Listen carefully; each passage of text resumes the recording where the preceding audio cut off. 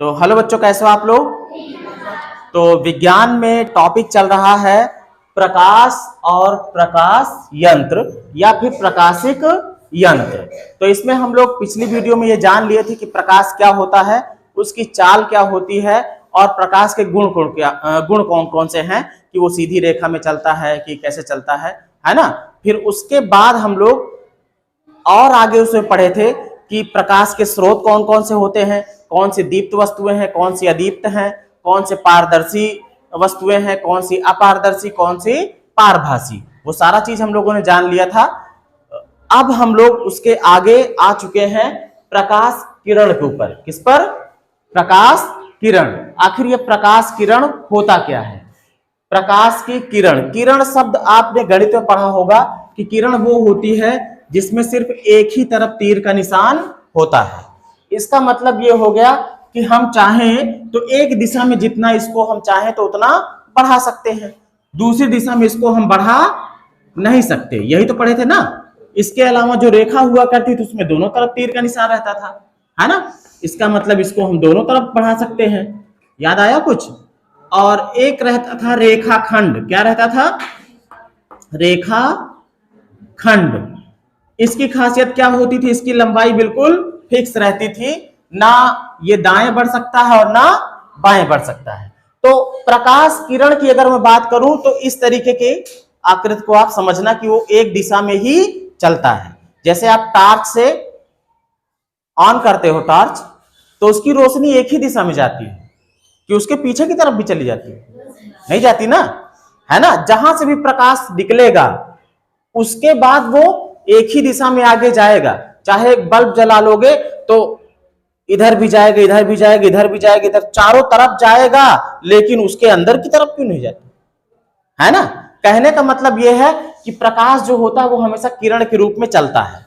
अब यहां पर आ गई बात प्रकाश किरण पुंज। इसको समझो। क्या समझो? प्रकाश किरण पुंज। पुंज शब्द का मतलब यह होता है जब किसी एक वस्तु से या एक स्थान से बहुत सारी प्रकाश किरणें निकलने लगे। किसी एक ऐसी वस्तु हो जो प्रकाशिक हो, उसमें से बहुत सारी प्रकाश किरणें निकलने लगे, तो उसे कहेंगे पुंज शब्द। क्या कहेंगे? पुंज। जैसे सरपत का गुंजा देखे हैं? सरपत, अब उसमें से सरपत कितने निकले रहते हैं? बहुत सारे। तो उसको कह सकते हो सरपत पुंज। लेकिन हम लोग क्या कहते हैं? गुंजा है। क्या है? गुंजा। कहें सरपत एक गुंजा है, तो गुंजा नहीं, वो सरपत का पुंजा है। ठीक है। तो कहने का मतलब यह है कि प्रकाश किरण पुंज का आशय यह है कि अगर कोई प्रकाशिक वस्तु है या प्रकाश का स्रोत है तो इससे ढेर सारी प्रकाश किरणें अगर निकलने लगे। कितनी? ढेर सारी। चाहे एक दिशा में, चाहे चारों दिशाओं में। ठीक है।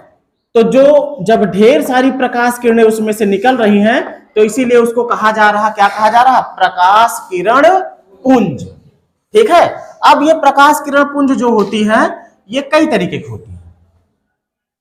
पहला है जैसे समांतर प्रकाश किरण पुंज।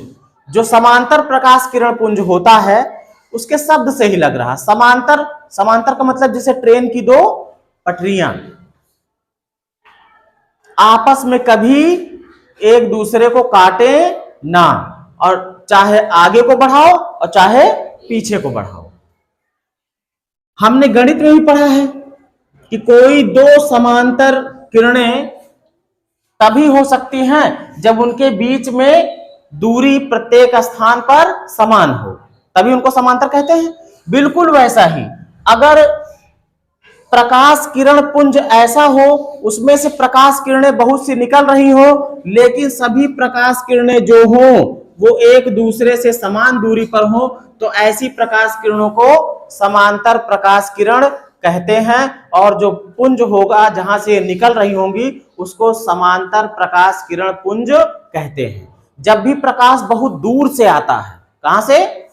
बहुत दूर से, तो उसकी किरणें हमेशा समांतर हो जाती है। क्या हो जाती है? समांतर हो जाती है। और जब पास से आता है तो वो समांतर नहीं होती, वो फैलती जाती है, तिरछी जाती है। जाती है ना।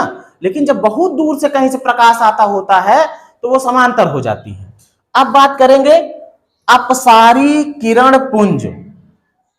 अपसारी किरण पुंज, अपसारी का मतलब हो गया, जैसा इसमें नाम ही है अपसारी, पसार दो, हाथ पैर पसार दो, मतलब क्या होता है, फैला दो। क्या करो, फैला दो।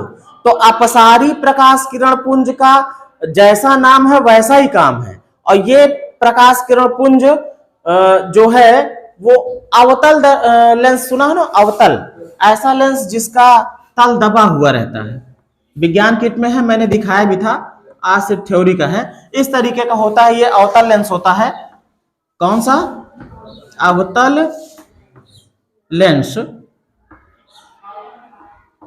इसमें से अपसारी प्रकाश किरणें प्राप्त की जा सकती हैं। अगर समांतर प्रकाश किरणें भी आ रही हैं, कौन सी, समांतर प्रकाश किरणें, तो ये क्या करेगा, ये उन किरणों को फैला देगा, बीच वाली को कुछ नहीं कर पाएगा।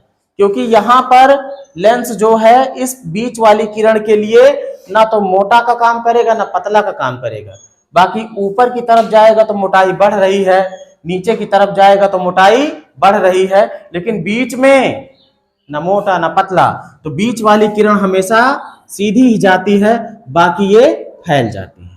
कहने का मतलब ये है कि अगर प्रकाश किरणें फैलती हुई जाएं तो उन्हें कहेंगे अपसारी किरण, ये और जहां से निकलेंगी उसे कहेंगे अपसारी किरण पुंज। क्लियर है बात। ये तो हो गया अपसारी, मतलब प्रकाश किरणों को क्या करता है, फैला देता है, पसार देता है। अब बात करेंगे अभिसारी। अभिसारी, अपसारी का विलोम होता है अभिसारी। ये क्या करेगा, प्रकाश किरणों को समेटेगा। क्या करेगा, और ऐसा करने में सक्षम होता है उत्तल लेंस। कौन सा लेंस, मान लीजिए हमने यहां पर एक उत्तल लेंस बना दिया। उत्तल लेंस क्या होता है, किनारों पर पतला होता है ना, ये उत्तल लेंस है।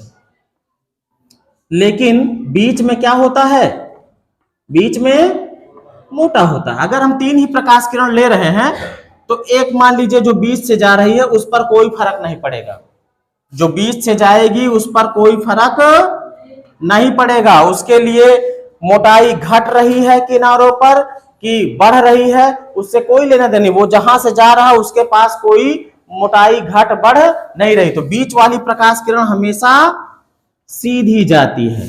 जब इसको आप अभी समझ लोगे तो आपको आगे हम बता देंगे इसी के माध्यम से प्रतिबिंब बनना।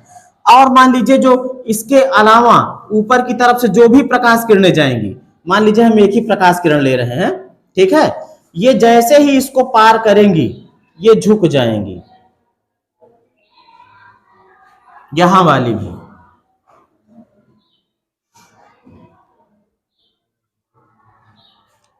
अब ये स्थिति कैसी हो गई, इसने प्रकाश किरणों को क्या किया, समेट लिया।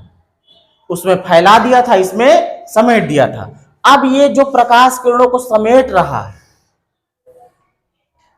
तो इन प्रकाश किरणों को कहा जाएगा अभिसारी प्रकाश किरण। और जहां से ये समेट रही है जिस पुंज से, है ना, वो अभिसारी प्रकाश किरण पुंज हो जाएगा। क्लियर है बात। अब इसके आगे हम लोग जान लेते हैं कि परावर्तन के नियम क्या होते हैं और प्रकाश का परावर्तन क्या होता है। तो अभी इस वीडियो में इतना ही।